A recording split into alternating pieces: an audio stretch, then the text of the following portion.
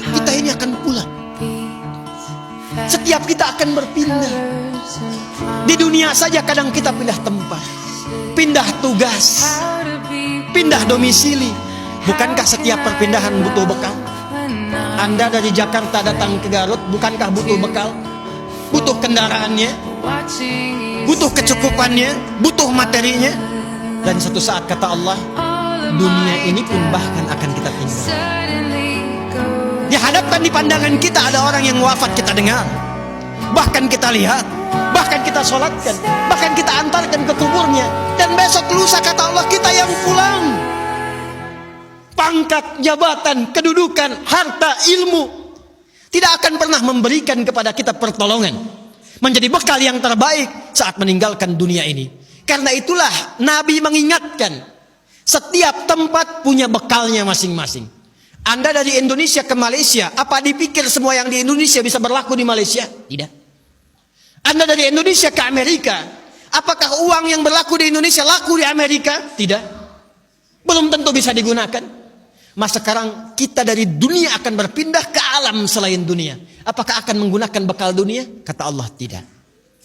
Bekal yang dibawa saat berpulang dan kita katakan meninggal dunia itu hanya satu, yaitu amal saleh. Di dalam Al-Quran tidak disebutkan amal saleh kecuali dengan kalimat zikrullah. Zikir. Zikir. Zikir. Zikir adalah nama lain dari amal saleh.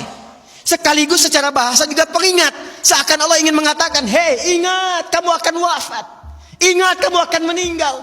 Sekarang pangkatnya tinggi, hartanya banyak, ilmunya luas. Saat pulang ingat, saat meninggal dibawa tidak itu.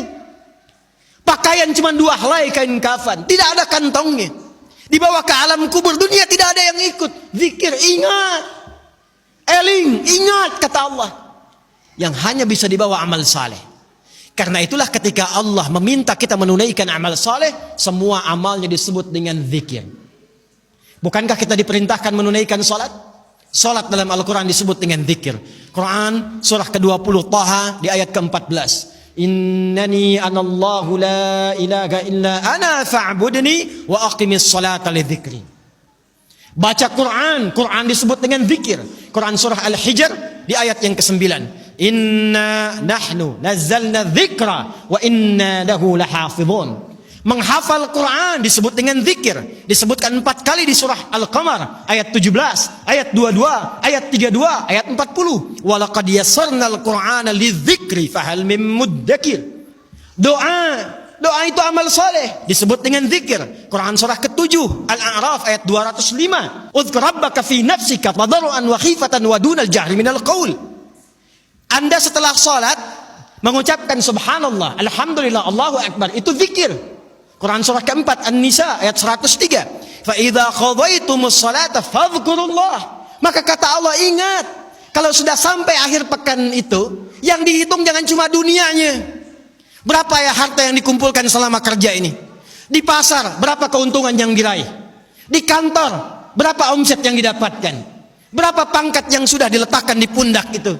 Berapa ilmu yang sudah diraih? Kata Allah, ingat, saat meninggal, apa bekal zikir yang telah kamu siapkan? Bahkan jangan-jangan sampai sekarang pun, puluhan tahun kita hidup, untuk sholat pun belum mampu mengenal, mengetahui, memahami apa yang kita baca dalam sholat kita. Bahkan diberikan usia yang banyak pun, jangankan menghafal Quran, untuk baca pun masih belum punya waktu. Hadirin, anak-anak sekarang, kami katakan kepada Anda, saya membimbing anak-anak penghafal Quran. Ada yang matanya tak mampu melihat.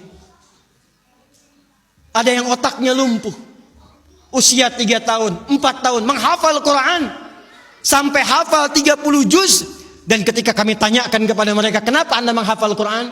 Mereka katakan, untuk menjadi bekal ketika berjumpa dengan Allah subhanahu wa ta'ala. Ada seorang anak matanya buta. Orang katakan buta, kami katakan ditutup matanya oleh Allah supaya tidak memandang maksiat. Dia menghafal Quran, bapaknya menggendong, menaikkan ke motor, diantarkan ke penghafal Quran. Sampai selesai hafalan Qurannya, ketika dia pulang ditanya, kalau kami ingin berikan hadiah, apa yang kau harapkan? Kata beliau, saya hanya ingin doa saja. supaya Allah meringankan hisab saya di hari kiamat. Saya ingin katakan, ya Allah, saya mengakui saya banyak berbuat dosa. Maka mohon dengan Quran yang telah hamba hafalkan ini, kurangi hukuman kami ya Allah. Ringankan hisab kami ya Allah. Anak kecil, matanya buta, belum baligh, belum berlaku hisab, menghafal Quran supaya minta hidupnya diringankan di hadapan Allah dari dosa-dosa yang mungkin dilakukan. Anda diberikan 40 tahun, 50 tahun, 60 tahun. Kalau sampai detik ini mengharapkan surga Firdaus, tapi belum serius mencari bekal, maka dengan cara apa lagi dan berapa lama lagi Allah memberikan kesempatan kita untuk mendekat kepadanya. Karena itu insan beriman, bangun kekuatan, bangun silaturahim, jauhi sifat terpecah belah, jauhi polarisasi, satukan cinta di antara kita.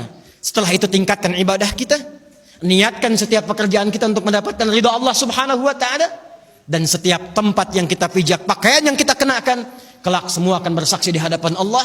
Itulah ikhtiar dan ibadah kita yang telah kita lakukan selama berkehidupan.